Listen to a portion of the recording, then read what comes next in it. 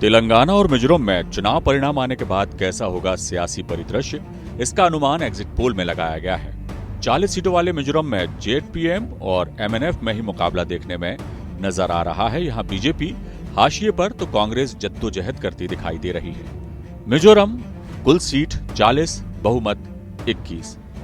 India TV CNX की माने तो एमएनएफ को 14 से 18, जेडपीएम को 12 से 16, कांग्रेस को 8 से 10 और बीजेपी को 2 सीटें मिलती दिखाई दे रही हैं। अन्य के खाते में कोई सीट नहीं।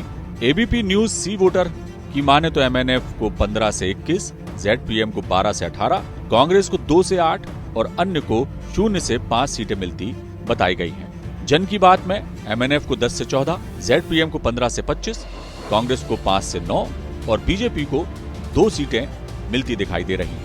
इंडिया टुडे एक्सिस माई इंडिया की माने तो एमएनएफ को 3 से 7, जेडपीएम को 28 से 35, कांग्रेस को 2 से 4 और बीजेपी को 2 सीटें यहां मिलती बताई गई हैं। तेलंगाना चुनावों पर भी सभी की निगाहें थीं। यहां बीजेपी ने भी पूरा जोर लगाया था, लेकिन एग्जिट पोल के आंकड़े यहां भी बीजेपी को हाशिए पर ही बता रहे हैं। तेलंगाना में असल मुकाबला कांग्रेस और बीआरएस में ही है।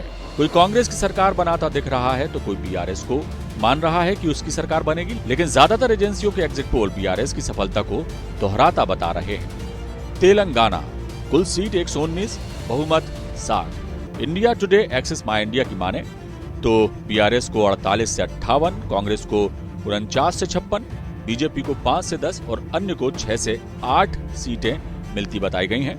टाइम्स नाउ ईटीजी की माने तो बीआरएस को 42, कांग्रेस को 63 और अन्य को 14 सीटें यहां मिलती बताई गई हैं। टीवी 9 पोल स्टार्ट बताता है कि बीआरएस को 48 से 58, कांग्रेस को 49 से 59, बीजेपी को 5 से 10 और अन्य को 6 से 8 सीटें मिलेंगी।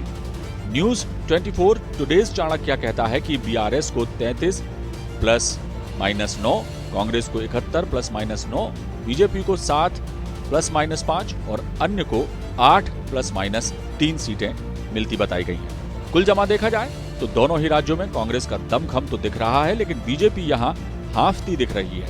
हालांकि परिणाम दूध का दूध और पानी का पानी कर देंगे और पता चल जाएगा किसमें है कितना दम।